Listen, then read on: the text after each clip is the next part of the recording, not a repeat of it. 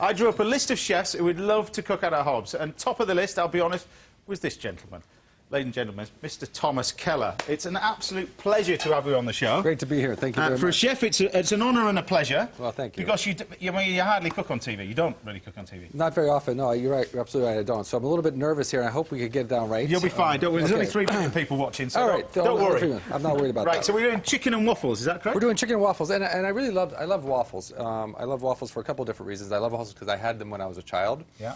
I love waffles with chicken because when I first moved to Los Angeles, I went to this restaurant called Roscoe's, and we had fried chicken and waffles in the morning, and that's kind of that savory, you know, salty, sweet thing going on there, which is beautiful. Sounds good. And when you think about waffles as well, it is almost like a piece of bread, so it really goes well with what we're going to do. So so you're going to explain to us about how to make the waffles now. I'm going to get on. Yeah. I'll explain the sauce a little bit. Yeah, we're going to do like a little chasseur sauce with this. Yeah, a hunter sauce actually. But the waffles, so we have our eggs here. We have 6 eggs. We have our flour, which is just an all-purpose flour. We have some baking soda. We have some salt. We have some sugar. We have some melted butter, and of course we have some milk. It's very simple to make. It does well if you rest it for an hour or so, but you don't really have to. You can also flavor with anything that you like. In this case, we're going to use this morning. We're going to use some bacon bits and some chives. Yeah. Just to give it another savory note. Now, where does your love of food come from? Is that your childhood or? Something that suddenly... It's interesting. My love of food comes from loving to eat and loving to eat good food. But I also my love of food comes from the people who actually grow it for us or hunt it for us or raise it for us. I really have a great deal of respect for the people who bring us our good food, and I want to make sure that we understand that to be able to have great food, we need to be able to support them. Because this is a huge influence in all your restaurants. Yes. And, you know, the French Laundry as well, we mentioned at the top of the show. That's on the west side of the U.S. The west side, yeah. In Napa Valley, California, a small town called Yountville is where the French Laundry. You asked me the address this morning, and I kind of bumbled on it because I haven't had to say the address in so long. It's such a small town, when you get there, you'll be able to find it. Right, so what have we got in here then? So we've got our baking soda, we've got our sugar, we've got our salt, we've got our eggs, we've got our milk, and now we've got our melted butter. We're just going to mix that up together very quickly, very simply. There's no need to rest this. We're actually going to cook it in the iron as well. Right, like I said, you know, you can rest it. You can make it and let it rest. It's not something you have to use right away. And as well as the French Laundry, of course, you then, which is 3-star Michelin. Then you've had that, what, 17 years? I've had the rest. I hate to say, yeah, it seems like yesterday. 17 years. Am I 17 years older because I've had a restaurant for 17 years? And then you've got Per Se, which is in New York. In New York City, yeah, and that's in its 8th year today. And we were very proud that we received our 3rd Michelin star for the 6th year in a row at Per Se. Can I say, I didn't know you could have 3 Michelin stars. Is that something you can only get in America? Pretty much, yeah. I think it's more difficult to get it in America, isn't it? There you go. I think we have a ladle somewhere, don't you? Yeah, I've got a ladle, yeah. Now, you're going to put this straight into a waffle line. We have a Belgian waffle maker here. Yeah. This happens to be one of my favorite crupes. Do you use the oil in there, the spray oil, or not? We can. I mean, but this is a non-stick, so we'll just to make sure that we get it coming out right. Just a little you can buy that in the UK anyway. This and then. So in there you've got a little bit of bacon bits. A little bit of bacon bits, a little bit of chive. I'm sure James has got one of these waffles in his range, have you not? Not yet, but I'm about to. Thank you very much, Tom. No doubt Mr. Ken Hom will beat me to it, but anyway, there you go. And that's going to take about 6.5, 7 minutes. Yeah. Yeah. Just close that. Now, this dish is inspired from your other restaurants, Bouchon. Bouchon. Yeah. Tell us about Bouchon. We do chicken waffle. Bouchon is a classic French bistro. Yeah. And the first one that we had was in Yountville, California, right down the street from the French Laundry. And now we have 3 of them, one in Yountville, one in Las Vegas, and the new one in Beverly Hills. Right. And one of the specialties of the Bouchon is, or any bistro, certainly is roasted chicken. Roasted chicken. Ruth, are you watching this? Yeah, you did your first roasted chicken a couple weeks ago, right? And we're very happy with it. One of the things that we do, which is quite unique and very, very important because it adds so much flavor to it, is we brine our chicken. Now, this is just water with 10% salt in it. We have some aromats in here. We have some rosemary. We have some bay leaf. We have some thyme, some peppercorns, and we let that brine for about 6 hours. Okay. So after it's brined, we're going to take it out. We want to let it dry. So we want to dry it really, really well. And then one of the things that we want to also be able to do is let it air dry, so that it starts to dry the skin out. Because we want to remove as much moisture as possible, so we can get that skin, that nice crispy golden brown that we all love so much, Right. and that resonates with us when we see those beautiful roasted chickens. Yeah. So we're going to let that dry. And then the second thing, which is really important, is to be able to temper it. You can feel this. It's Yeah. actually room temperature. Yep. Yeah, so we want to be able to temper it so that when we do put it in our oven, it cooks evenly, begins to cook evenly, rather than having something cold, the interior really cold, and the exterior starting to get hot. It doesn't cook very evenly if you don't temper your food. And that's true with anything, with fish, with meat, any proteins. Yep. So we're going to put that on a little bit of mirepoix here. We've got some carrots, some onions, some leeks, a little bit of garlic, and some thyme. We're going to go right into a really hot oven. You want to pop that in? Yeah. Yep, we'll pop that in. Straight in there. Yeah. So that's what, about 350? Well, we want to get it up a little higher. We want to get about 425. 425. I'm not sure what that is in centigrade. So you'll tell us. About 210, something like that. Gas Okay. Mark 5, something like that, 6. So I've got in here, I've got my carrots, my shallots got in there. I've cooked them, sweated those down. I've added the tomatoes. Right. We've got our mushrooms in there, herbs, aromats, a little bit of white wine, and some stock in there. Exactly. Our brown. That's our chicken stock. Our brown chicken stock. So There's a we've sink made in the that back there if you want to wash your hands. I'm good. So I'm good. you've got, Oh. There you go. And Chicken then arm. over here, just to let you know, that basically cooks. This cooks for about sort of an hour and a half. It really depends. I mean, it may go for 45 minutes. It really depends on the size pot that you have it in. In a Right. pot like this, it may go quicker. If it's a taller pot, it may go less. But here we have our finished sauce. And then we're going to finish this off with what we've got over there. Exactly. So Okay. we've got in the chasseur sauce, classic chasseur sauce, you have your bacon lardons, some tomato, as well as some mushroom. And we're going to finish that with a little bit of parsley. We're going to season. When we talk about seasoning, which is really, really important, we talk Salt about is a big thing on your... It is very, very important when we talk about salt.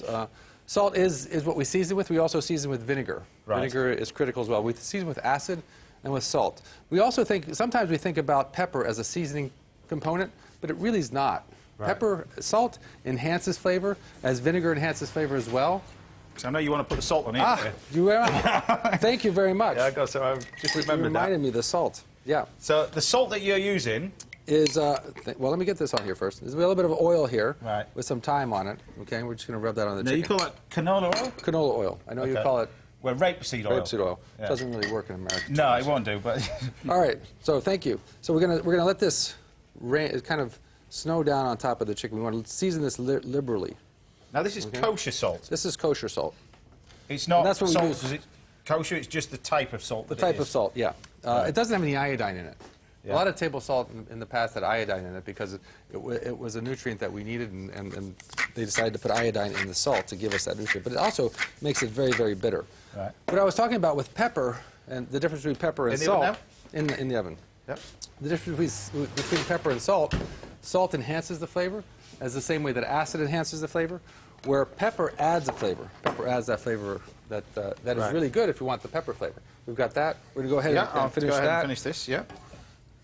So we have Now- our roasted chicken here. Now, I talked about your restaurants abroad, but the reason why you're over here, because you've got your first pop-up restaurant in the UK. We were doing a pop-up restaurant in the Harrods Yeah. for 10 days. We're into our 7th day today, so we're going to be there for 3 more days. But the ethos is exactly like the French Laundry. It's a set menu. Harrods has done a tremendous job in representing the French Laundry in design. So we've actually designed our dining room. They've given us a kitchen to work out of, so that's been very, very helpful as well. And it's the same. It's a menu, 11-course menu Yeah. that we offer. Because you have a lot of it shipped from About California, all over 50%. About 50% of our ingredients are coming from the U.S. Because in the French Laundry, you actually grow a lot of We your have- ingredients yourselves. I ate there, and you had We have our own garden. little baby leeks, little baby radishes. Right? Turnips. But you also ethos is, you think it's important not just for the customers, but for the chefs to learn. Well, it's important to when we think about what we do today and the ingredients, and again, being able to have ingredients that we actually grow ourselves. Yeah. It really teaches those young cooks another level of respect for food. And I think respect for food is something that we all need to enhance. And you were saying when you set up this restaurant that you wanted to bring something new to the British palate rather than just use our ingredients. Well, it's important when you think about cooking. It's a very simple equation. It's about ingredients and execution. So the ingredients are easily definable. We have a beautiful chicken here. We've got a beautiful sauce there. And execution is about our skills, the Yeah. equipment that we have, and things things of that nature. If I'm going to use the ingredients that are already here, which are wonderful, we have amazing ingredients in the UK, and of course throughout the region. We want to be able to bring some of the different flavors that we have in America. So the beef, the lobster, some of our vegetables, of course, bring those flavors here that you're not quite used to. Now that's at 6 and a bit minutes. 6 and a bit minutes, so we're almost there. But also you're saying our butter is slightly different to yours, and the ingredients. Butter here is a lot richer than ours at home. Right. So you have a different fat content in the butter. Okay. Okay. Well, that's ready. So we're good to go. Good to go. That's about 6.5 minutes. Those 6.5 waffles minutes. now. We're ready to go. Okay, we'll pop that up. There we go. Look at those. Clean out this knife. Now, also, you're going to serve this with a maple syrup, but I've had this as well. But you thicken it, don't you? Well, in the restaurant, what we're doing today was at Harrods, we're serving it with a cheese, and we thicken it with a hydrocolloid or xanthan gum. It gives it the viscosity that we want. It doesn't change the flavor; it just changes the viscosity. But it sets like a little gel or a little jelly sort of. Exactly. Yeah. So you smell the waffles, huh? Yeah. I don't know why we don't make waffles so much, really, in the UK, but just... I've never seen a waffle iron before. It's fantastic. I don't know how. I imagine they were made, but so it's basically a bread or waffle. Yeah, exactly. Quick bread, yeah. So we have here... here... top that with a little bit of... We have here some sweet butter. Yep. That we've added some vanilla to. Okay.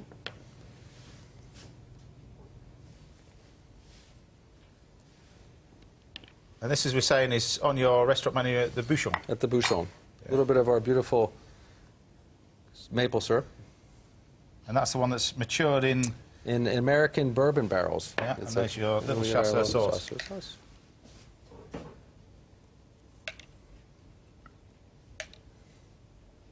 And there you have it. And there you go. On a plate that's also Chicken from and the waffles. US. Chicken and waffles, as easy as that, by a genius. Done.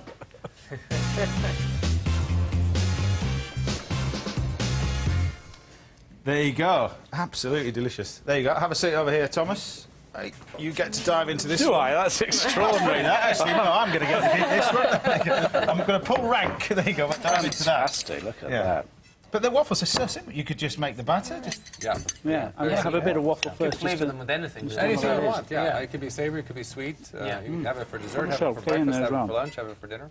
And many people... You can make the waffles and have them left over and make little croutons out of them. Fantastic. And the recipe would stay the same, but you just added the bacon and the chives to make them savoury. There you go. It's a very basic terrible. recipe. Can we have something else? Dive into that, because I know you want to dive into that, and he wants to dive in. But, I mean, you could serve it with, like you say, lovely bit of roast chicken, but... Yeah, fantastic. And it absorbs the juices of the chicken as well, which is great. Is it a patch on your chicken? Of course not. No. Right, let's go back to Ruby to see what Tim has chosen to go with Thomas's perfect chicken.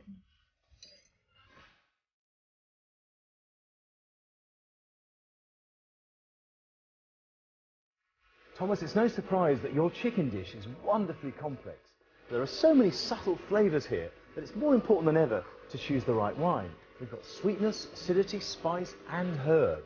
You could just about get away with a light red wine like this Chilean Pinot Noir, but I think I found something that works brilliantly with your dish. It comes from South Africa and it's a full-bodied white. It's the 2011 Ken Forrester Workhorse Chenin Blanc. Chenin Blanc is sometimes regarded as a bit of an also-ran grape, but in parts of South Africa and the Loire Valley, it produces really tasty wines. A combination here of low-yielding old vines and a producer who specialises in the variety have made something really delicious.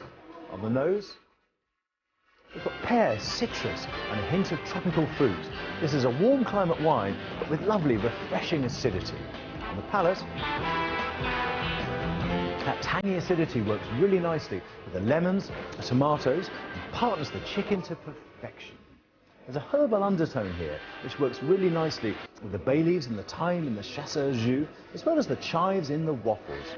This wine is weighty enough, too, to pick up on the maple syrup, the honey, and the vanilla butter.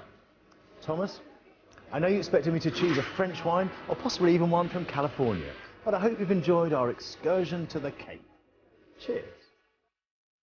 There you go, and priced the same as yours as well, Tom. $7.99. I think, you know, $12. Bit of a bargain there. Great match. It's wonderful. It's crisp. It's clean. It's you know, it's really a great wine to go with the chicken and the waffles. It's not too doesn't have that oak that sometimes you're used to. Yeah. Really, very. Got a real winey flavour. Real winey flavour. Yeah, it's tastes of wine, doesn't it? Girls diving in. Tom, what do you reckon? Fantastic. Chicken, wine, Unbelievable. There you go. Right, let's go back to the southeast heat of the Great British Menu and find out whether which Tom made it through to the final. Take a look at this.